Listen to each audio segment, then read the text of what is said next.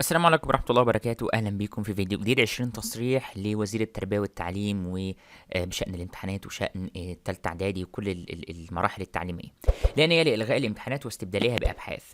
لا نية لتأجيل امتحانات الفصل الدراسي الأول وإقامتها في مايو القادم تحت أي ظروف. وده الخبر اللي طلع امبارح واليوم السابع نشرته. وزير التربية والتعليم رد عليهم بشكل رسمي وقال مفيش أي نية لتأجيل الامتحانات لشهر مايو تحت أي ظروف أيا كانت إيه هي. الوزارة سوف تعلن كل تفاصيل الترم الثاني ونظام عقد الامتحانات يوم 14 فبراير. على الطلاب الاهتمام بالمذاكرة والتعلم من كل المصادر المتاحة استعدادا لامتحانات الترم الأول. لا نية لدى الحكومة بعدم عودة الدراسة مرة أخرى هذا العام بسبب تداعيات ذروة فيروس كورونا. كل ما يكتب عن مواعيد الامتحانات قبل 14 فبراير هو اجتهادات وإشاعات أو بلبلة لا علاقة للوزارة بها من قريب أو من بعيد. لن تعقد امتحانات الإعدادية. الناس بتوع الإعدادية اللي بتسألني في الكومنتس، لن تعقد امتحانات الإعدادية أونلاين خلال إجازة نصف العام، مش هتتعقد أونلاين وهيكون انعقادها في المدرسة. لا صحة لصدور قرار بإجراء امتحانات تحريرية لتقييم الصفوف من الأول حتى الثالث الابتدائي. سيتم تقييم طلاب بالصفوف الدراسية من الأول حتى الثالث الابتدائي باستخدام نظام يعتمد على قياس الأداء والسلوك الفردي والجماعي للتلميذ دون إجراء أي امتحانات.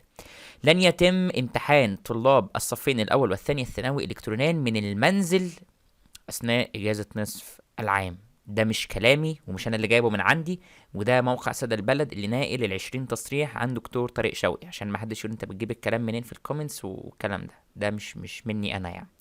امتحان الصف الثالث ثانوي 2021 ستعقد بالنظام الإلكتروني عبر التابلت بدون أي تدخل للعنصر البشري. سيقوم الكمبيوتر بإعداد كل امتحان من امتحانات الثانوية العامة في 5 ثواني وذلك قبل الامتحان مباشرة.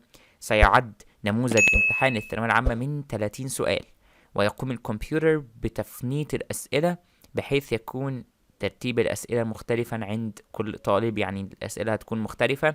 الورقة اللي عندك مش هتكون زي الورقة اللي عند زميلك، ده في التابلت، يعني الأسئلة اللي هتكون في التابلت مش هتبقى نفس الترتيب والكلام ده كله. 30 أسئلة هيكونوا مختلفين، الترتيب فقط مش المحتوى نفسه. ستعقد امتحانات الثانوية العامة 2021 وفقا لمجموع نظام الثانوية العامة القديم سنة واحدة، والبالغ 410 درجة. اللي هو اتكلم عن السنة دي، امتحانات الثانوية العامة السنة دي هتقام بنفس المجموع مش هيتغير. نظام امتحانات الصف الثالث ثانوي 21 سيقضي على ظاهرة شاومينج بسبب ان الامتحان هيتحط قبليه ب5 ثواني يعني. الغش والتسريب في امتحان الصف الثالث ثانوي سيكون مستحيلا. سيتم إتاحة دخول الامتحان 3 مرات للمادة الواحدة للطالب الثانوية العامة، وده شيء كويس جدا ومهم جدا، وبيحاولوا انهم يخلوا كمان المصاريف بتاعة الامتحان دي قليلة عشان الطلاب كلها تبقى عندها المقدرة. تقرر حذف الأسئلة المقالية من امتحان الثانوية العامة. ستتيح وزارة التربية والتعليم قبيل امتحانات الثانوية العامة 2021 عديد من نماذج الامتحانات لتدريب الطلاب على شكل الامتحانات. دي هننزلها ان شاء الله على الجروب بتاعنا على فيسبوك، وان شاء الله كمان هننزلها على الموقع بتاعنا موقع طباشير، فخليك حريص انك تكون مشترك ومتابع كل جديد. الدولة المصرية لن تتنازل عن تطبيق أساليب تقييم عادلة هذا العام تراعي مبدأ تكافؤ الفرص بين جميع الطلاب. لن يتم تصعيد طالب للصف التالي إلا بعد تقييمه بشكل تربوي، يعني بمعنى اصح مش هيكون في ابحاث ومفيش حد زي السنه اللي فاتت ينجح وخلاص كده. تناشد وزاره التربيه والتعليم جميع الطلبه والمعلمين بعدم تداول اي معلومات بدون التحقق اولا من وجود الخبر على الروابط الرسميه اللي هي مواقع وزاره التربيه والتعليم يعني، او على اي منصه اخباريه رسميه. وزير التعليم اذا لم تجد الخبر على موقعنا الرسميه اعلم انه كاذب واشاعه. ده كل حاجه انا كنت حابب اقولها، وال20 تصريح اللي وزير التربيه والتعليم بيقولهم. وامتحانات تانية وأولى ثانوي مش هتكون في المنزل، هتكون من المدرسة. تالتة إعدادي هتمتحن في المدرسة برضو، مش هيكون ليها امتحان أونلاين أو أي بديل. مفيش أبحاث السنة دي. وامتحانات تالتة ثانوي هتكون إلكترونيا برضو من المدرسة عادي، وهتكون هتحط الامتحان قبل الامتحان ب5 ثواني، مش هيكون فيه أسئلة مقالية. ده كان ملخص الفيديو، ده كان كل حاجة أنا حابب أنقلها.